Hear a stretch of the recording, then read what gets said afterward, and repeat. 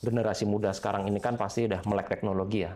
Apalagi generasi-generasi muda ini sudah mengenal apa itu AI gitu. Jangan ragu-ragu untuk buka gawainya untuk mengakses bagaimana tata cara untuk mendapatkan perizinan. Kalau memang masih menemukan hal-hal yang dirasa kesulitan untuk dimengerti, kami membuka kanal kontak center. Untuk WhatsApp for Business, kita sudah menggunakan teknologi AI.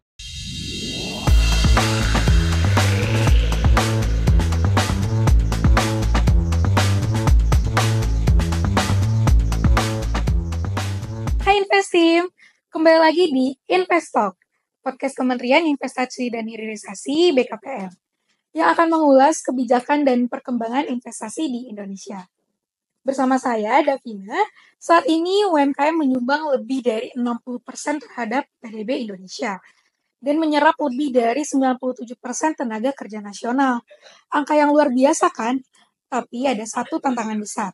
Banyaknya UMKM yang masih kesulitan mendapatkan akses investasi dan permodalan. Nah, disinilah peran generasi muda sangat penting dengan kreativitasnya, inovasi digitalnya, dan pola pikir kewirausahaannya. Anak muda tuh sebenarnya punya kesempatan untuk mendorong UMKM naik kelas dan menarik lebih banyak lagi investasi, baik dari dalam dan luar negeri. Hari ini kita akan mengangkat salah satu pertanyaan yang banyak masuk dari pendengar setiap podcast ini. Ada nih yang bertanya seperti ini. Saya dan teman-teman merasa sedang merintis usaha kecil, tapi masih bingung soal legalitas dan perizinannya katanya. Katanya UMKM itu tulang punggung ekonomi Indonesia, tapi kok masih banyak yang kesulitan mendapatkan izin dan akses investasi? Pertanyaan ini sangat relevan dengan kondisi saat ini, di mana semakin banyak anak muda yang tertarik membangun usaha, tetapi masih menghadapi berbagai tantangan administratif dan investasi. Nah, untuk menjawab pertanyaan ini, kita akan membahas bagaimana peran generasi muda dalam mendorong kemajuan UMKM. Dan bagaimana juga sih proses perizinan usaha bisa lebih mudah, serta apa yang telah dilakukan pemerintah untuk mendukung pelaku usaha muda agar semakin berkembang. Bersama saya hari ini sudah hadir Pak Anton ya Pak, selaku Direktur Pelayanan Perizinan Berusaha Sektor Non-Industri dari Kementerian Investasi dan Hilirisasi BKPM. Selamat datang Pak. Selamat siang. Ya, bagaimana kabarnya Pak? Baik, kabar saya Mbak Davina. Alhamdulillah ya. Baik Pak Anton, terima kasih sebelumnya sudah bergabung di podcast ini ya Pak sebagai pembuka.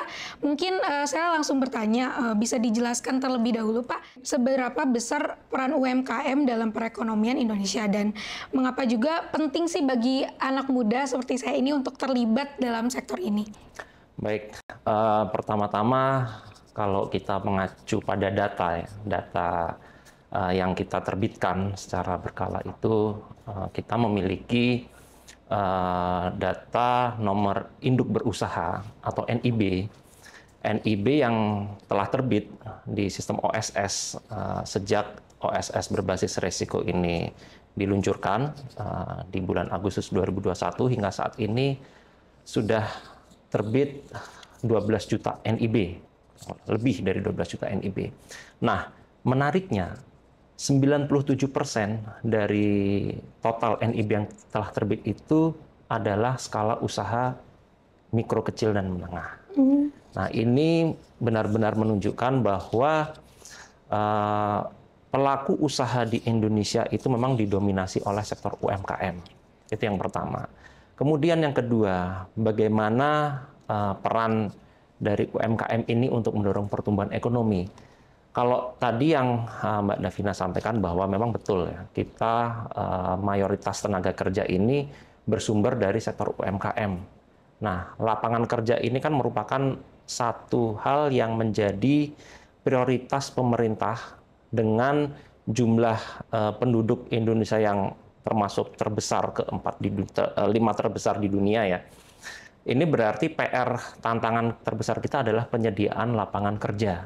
Namun tentu saja lapangan kerja itu tidak bisa mengandalkan dari sektor-sektor pemerintah, sektor swasta, sektor publik lah ya.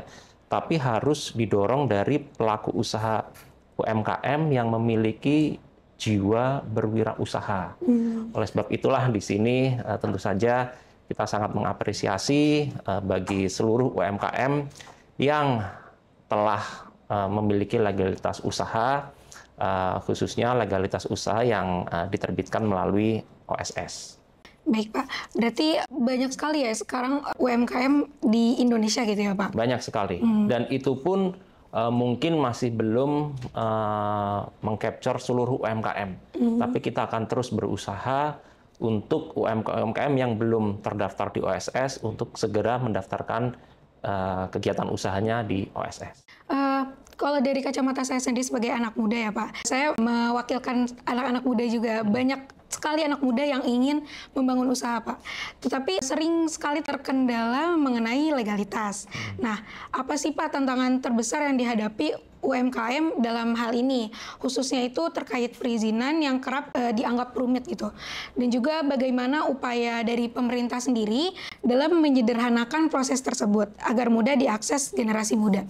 Ya, ini sebenarnya mungkin kalau saya boleh katakan ya, Mbak Davina, ini adalah mindset yang mungkin sudah tertanam sedemikian lamanya ketika dulu, kalau kita bicara dulu, perizinan berusaha itu memang kita akui susah sekali untuk didapatkan.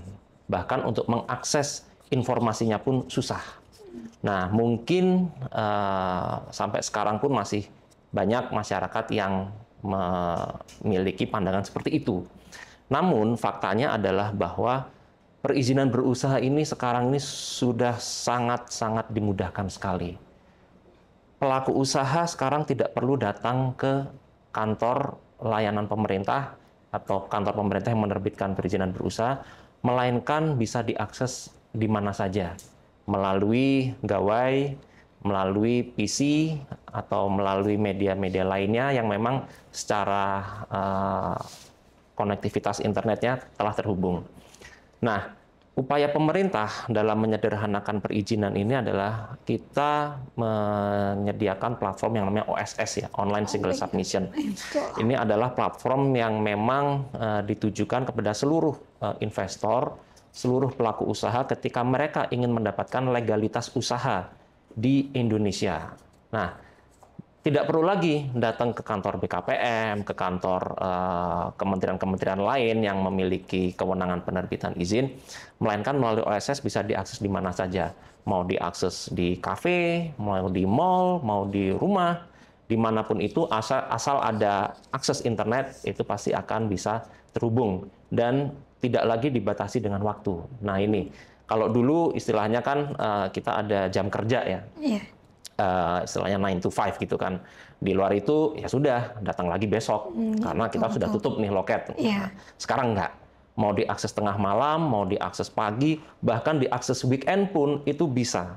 Ini merupakan kemudahan-kemudahan yang telah diberikan oleh pemerintah kepada seluruh dunia usaha supaya tidak ada lagi pendapat bahwa izin itu susah didapatkan. Dan informasi-informasi terkait dengan persyaratan, kemudian tata cara, proses bisnis, semua sudah bisa diakses. Hanya dengan mengklik oss.go.id, semua sudah ada. Panduan ada, regulasi ada, fasilitas apa aja yang bisa diberikan, ada semua di situ. Jadi pesan saya nih kepada generasi muda tentunya, jangan ragu untuk mengakses www.oss.go.id kapanpun itu, dimanapun itu. Dan yang kedua, kita juga telah menampilkan seluruh informasi-informasi yang dibutuhkan, termasuk regulasi, proses bisnis, fasilitas, bahkan lokasi usaha yang potensial untuk dijadikan tempat usaha, ada semua di situ. Oke, baik. Terima kasih Pak Anton. Ya, jadi buat teman-teman yang memang sudah ada kepikiran untuk membuka usaha UMKM, sebenarnya saat ini tuh sudah tidak perlu khawatir ya, karena sudah ada OSS ini. Jadi sebenarnya teman-teman bisa langsung cek aja di www.oss.go.id. Di sana sudah tertera semuanya ya Pak. Jadi tidak usah bingung lagi gitu ya. Untuk selanjutnya Pak, saya ingin bertanya sejauh mana sih program pemerintah mengenai OSS ini untuk membantu UMKM dalam mengurus izin usaha? Ya, kita ada program tahunan itu bimbingan teknis. BIMTEK ini kita tujukan khususnya bagi pelaku usaha yang mohon maaf mungkin masih gagap teknologi ya. Karena kita tahu pelaku usaha kan range-nya itu kan cukup luas ya. Ada yang memang sudah melek teknologi, ada yang memang masih belajar, bahkan ada juga yang mungkin akses ke internet itu terbatas. Nah, disinilah kita hadir melalui bimbingan teknis, kita pandu mereka bagaimana cara mendapatkan legalitas usaha melalui OSS, kemudian data apa saja yang dibutuhkan, seperti misalkan IKTP, terus kemudian NPWP, dan segala macamnya. Kemudian yang kedua, kita juga ada kegiatan pembagian NIB. Pembagian NIB ini beberapa waktu yang lalu kita adakan di lebih dari 25 titik di seluruh provinsi yang ada. Nah, kita sudah berhasil menjaring sekitar 20.000 pelaku usaha, yang mana kegiatan ini nggak hanya berhenti di saat itu saja, melainkan kita juga mendorong DPMPTSP ya, Dinas Penanaman Modal Pelayanan Terpadu Satu Pintu yang ada di daerah, untuk mereka juga membuat program yang sama dengan yang sudah kita buat sebelumnya. Karena NIB ini merupakan legalitas usaha yang memang menjadi satu kewajiban bagi pelaku usaha untuk memiliki, sehingga kita pun juga harus memberikan pendampingan, kita fasilitasi, kita hadir di tengah-tengah masyarakat, supaya jangan ada lagi terkesan bahwa pemerintah atau pelayan publik adalah pihak yang susah untuk dijangkau, eksklusif. Enggak, kita sudah nggak ada lah seperti itulah ya. Kita sekarang ini semua zamannya udah turun ke lapangan, pendampingan ke masyarakat, kita fasilitasi dan kita mudahkan semuanya. Iya, baik. Nah, apa sih Pak langkah konkret yang dilakukan dari pemerintah untuk mempercepat pertumbuhan UMKM dan menarik lebih banyak investasi ke sektor ini? Nah, satu, kita ada yang namanya skala risiko ya di dalam regulasi perizinan berusaha ini. Skala risiko kita bagi menjadi rendah, menengah tinggi, dan tinggi. Nah, kalau diperhatikan dalam regulasi ya, kalau saya boleh sebutkan regulasinya adalah PP 5, Peraturan Pemerintah Nomor 5 Tahun 2021, hampir seluruh bidang usaha, khususnya bidang usaha yang selalu dijalankan oleh UMKM, kan tidak jauh dari bidang usaha perdagangan, itu skala risikonya adalah rendah. Artinya pelaku usaha cukup dengan NIB saja nih. Dia tidak perlu lagi mengurus izin-izin yang lain. Cukup dengan NIB merupakan legalitas usaha. Nah, ini satu kemudahan juga di luar dari yang OSS tadi ya, secara regulasi adalah kemudahan yang diberikan oleh pemerintah terkait dengan legalitas usaha yang akan didapatkan. Kemudian yang kedua, kita juga memberikan insentif.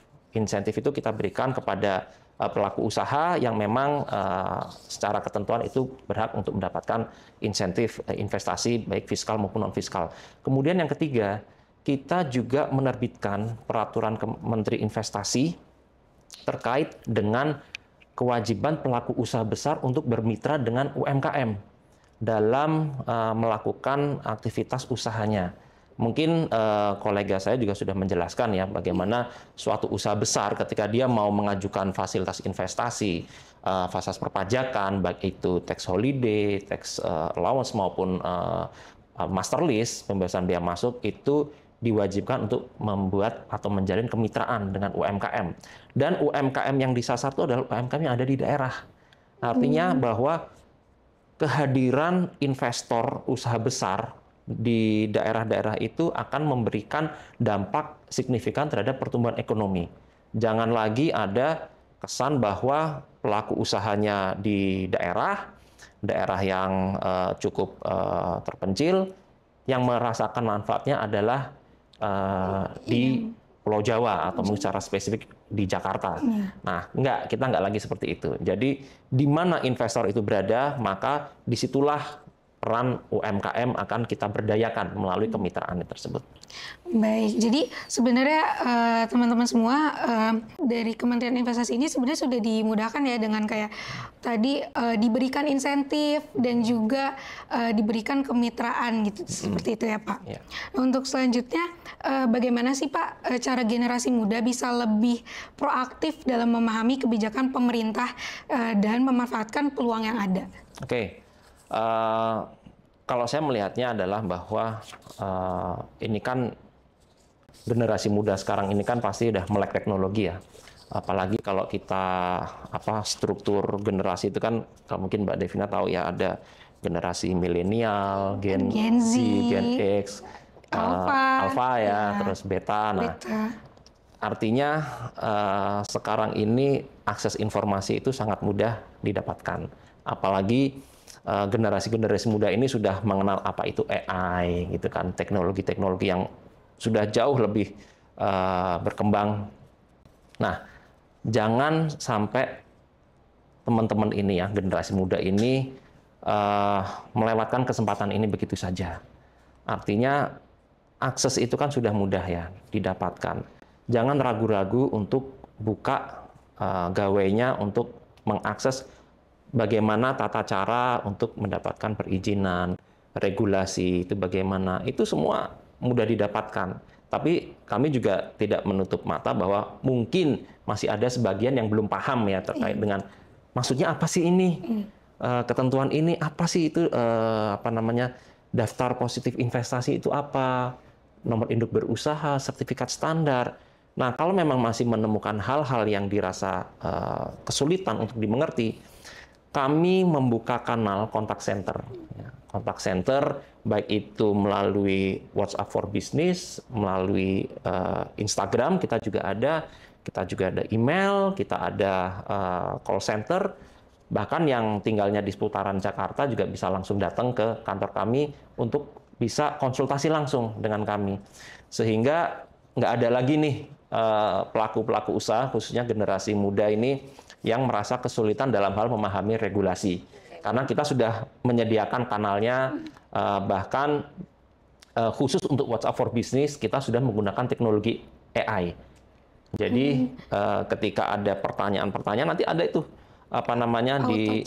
untuk chatnya itu ya, chatbotnya itu kita namanya Inara. Nah, Inara akan merespon dengan cepat seluruh pertanyaan yang diajukan, dan kita juga mensupervisi terhadap kanal-kanal ini sehingga bisa dipastikan tidak ada informasi yang tidak keliru untuk disampaikan pada pelaku usaha, khususnya generasi muda yang mengakses terkait dengan regulasi.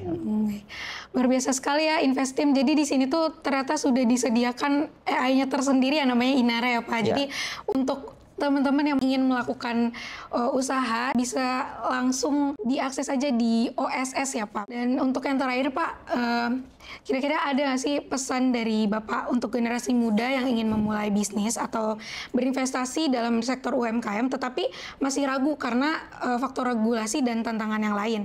Mungkin Bapak ingin menyampaikan ada loh kebijakan baru yang ternyata bisa mempermudah generasi muda yang ingin berinvestasi. Oke. Kita mulai dari bagaimana menumbuhkan jiwa kewirausahaan dulu ya. Ini modal dasar nih ya, modal dasar generasi muda untuk terlibat langsung untuk sebagai UMKM adalah keberanian. Keberanian untuk memulai usaha. Nah, keberanian ini harus ditumbuhkan. Bagaimana menumbuhkannya ini sebenarnya nggak susah.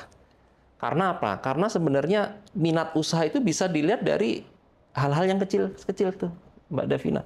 Bisa dari dia hobinya apa, terus dia minat pada bidang apa, itu aja tinggal ditekuni. Itu sudah modal yang, menurut saya itu sudah modal dasar yang cukup signifikan ya untuk memulai kegiatan usaha. Satu, itu. Kemudian yang kedua apa? Pemahaman terhadap legalitas usaha. Nah ini penting, karena di mana-mana itu pasti ketika si UMKM mau menjalin kerjasama, pasti yang ditanyakan adalah usahamu legal atau enggak? Atau tidak, ya. Karena kalau usahanya ilegal, ya mohon maaf, pasti tidak akan ada pihak-pihak itu yang akan bermitra maupun bekerja sama. Jadi legalitas ya nomor 2. Dan legalitas pun full support dari pemerintah, tadi dari OSS, kemudian kita juga menyediakan kanal kontak center, Fasas, dan segala macam. Kemudian yang ketiga, ini yang tidak kalah penting adalah akses permodalan. Nah, memang untuk memulai suatu usaha pasti dibutuhkan modal. Hanya memang besar modalnya itu berapa kan variatif ya, tergantung dengan bidang usahanya, dan itu sangat subjektif sekali. Namun permodalan itu bisa didukung dari legalitas usaha. Nah, dari akses permodalan ini kami sudah banyak menjalin kerjasama dengan lembaga keuangan bahwa salah satu syarat untuk mendapatkan permodalan itu adalah legalitas usaha yang diterbitkan melalui OSS dalam bentuk NIB. Itu salah satunya. Jadi syarat nih. Jadi kalau nggak punya NIB, jangan harap bisa punya permodalan dari lembaga keuangan. Nah, kemudian yang berikutnya apa? Networking. Ini penting. Jadi ketika generasi muda sudah memutuskan untuk terjun ke dunia usaha sebagai UMKM, harus banyak-banyaklah networking. Apakah itu networking dengan customer, networking dengan pemerintah, networking dengan siapapun itu. Networking itu kan suatu hal yang bisa dilakukan kapanpun, dimanapun, dan itu juga nggak butuh biaya yang tinggi kan. Ya, artinya ini yang harus dipahami pelaku usaha, khususnya teman-teman generasi muda UMKM. Jangan pernah berhenti untuk melakukan networking. Ya. Kemudian selanjutnya apa? Selanjutnya adalah quality assurance. Kualitas produknya itu harus terjaga dan bisa meyakinkan pelaku usaha bahwa barang atau jasa yang ditawarkan itu memang sudah terkualifikasi gitu ya. Karena banyak juga pelaku usaha itu yang mungkin pada 1 atau 2 produksinya itu oke. Namun berikutnya ternyata produksinya menurun, kualitasnya berbeda-beda. Nah, ini yang perlu dipahami nih. Nah, yang terakhir, tentu saja jangan pernah takut untuk gagal. Ya, memang ada kalanya mungkin memulai itu mungkin nggak langsung sukses, mungkin kan dia jatuh bangun, itu hal yang wajar, dan saya rasa generasi muda sekarang pun juga sudah tahan banting, apalagi di tengah-tengah perekonomian dunia seperti ini, kita harus menyadari bahwa mereka yang mampu bertahan di tengah-tengah perubahan, itulah mereka yang akan menjadi pemenang. Wah, pembahasan kita hari ini sangat insightful ya, Invest Team. Kita juga sudah banyak membahas bagaimana UMKM berperan sebagai tulang punggung ekonomi di Indonesia. Tantangan yang dihadapi anak muda dalam membangun usaha, hingga bagaimana digitalisasi perizinan bisa mempermudah akses bagi teman-teman semua untuk berkembang dan menarik investasi. Nah, Bapak Anton, terima kasih banyak atas waktunya dan penjelasannya, Pak, yang sangat informatif sekali bagi saya dan mungkin teman-teman Invest Team yang ingin melakukan usaha ya. Semoga ini bisa menjadi wawasan berharga bagi generasi muda yang ingin membangun atau mengembangkan UMKM mereka. Dan untuk teman-teman yang ingin tahu lebih lanjut tentang proses perizinan dan investasi bagi UMKM, jangan ragu untuk mengakses informasi resmi di www.bkpm.go.id dan yang tadi www.oss.go.id juga. Dan yang terakhir, saya mempunyai pesan untuk Invest Team semua. Jangan takut untuk memulai dengan ekosistem yang semakin mendukung. Kesempatan bagi UMKM untuk berkembang di era digital ini terbuka sangat luas. Jadi, yuk jadi bagian dari perubahan dan bangun usaha yang berdampak. Terima kasih sudah mendengarkan podcast ini. Jangan lupa untuk follow dan share ke teman-teman kalian yang butuh insight seputar UMKM dan investasi. Dan sampai jumpa di Invest Talk episode berikutnya.